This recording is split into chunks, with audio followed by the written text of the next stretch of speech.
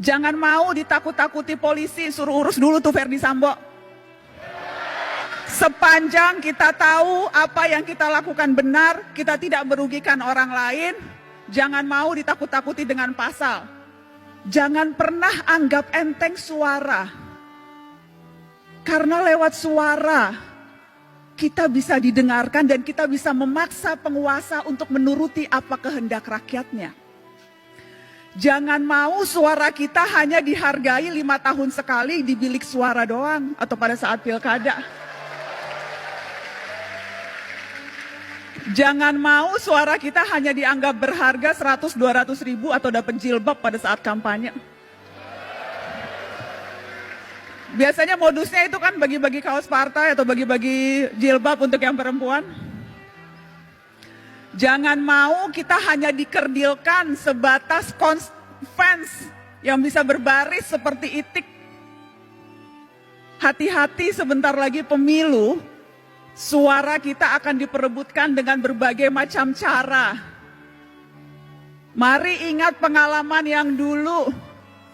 Untuk apa mati-matian membela 1 atau 2 ketika akhirnya berkumpul juga? Buat apa musuh-musuhan sampai seolah-olah dunia akan berhenti kalau ternyata yang kalah bergabung dengan yang menang atas nama demi bangsa? Jadi nggak usah terlalu baper dan nggak usah terlalu mati-matian membela tokoh idola. Karena sekali lagi, hitung-hitungan mereka terkadang bukan kita, hitung-hitungannya untung rugi kalkulasi politik aja. Karenanya jangan mau dimanfaatkan hanya suara di 5 tahun sekali, tapi gunakan suara itu terutama di hari-hari ini. Ketika ancaman kita untuk bersuara mungkin saja akan dibatasi lewat rancangan kitab undang-undang hukum pidana di mana semua bisa kena.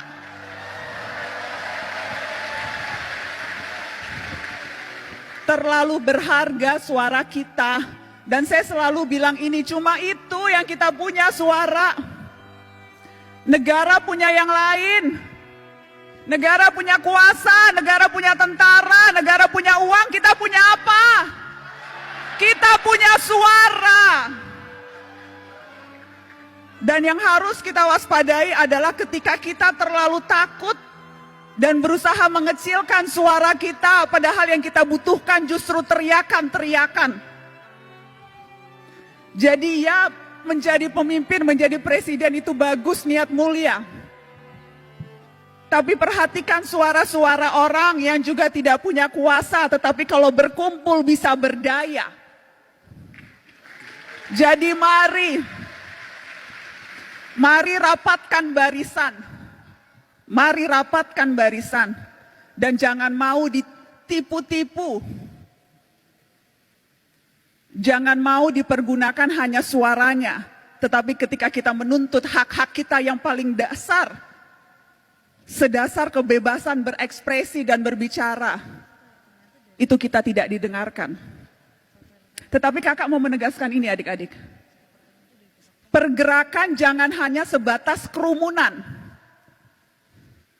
Pergerakan terutama gerak mahasiswa, jangan hanya sebatas kumpul-kumpul berkerumun. Ya, demonstrasi perlu dan harus terus dilakukan kalau memang strateginya seperti itu.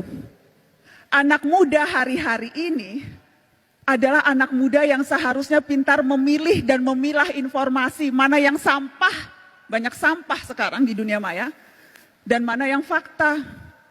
Mana yang berita, mana yang opini, dan hati-hati mana yang propaganda. Dan kalau sudah yakin, sampaikan itu dengan lantang. Jangan mau ditakut-takuti polisi, suruh urus dulu tuh Verdi Sambo.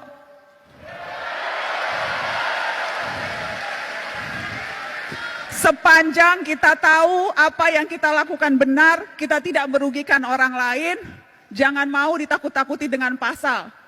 Kita juga bisa belajar pasal-pasal, kita juga tahu apa hak-hak kita sebagai warga negara. Kalau tidak tahu, cari tahu. Jadi jangan mau gampang ditakut-takuti. Dengan cara itu, kita bisa berdaya dan kita bisa memberdayakan orang lain. Dan harusnya itu ultimate goal kita dalam hidup.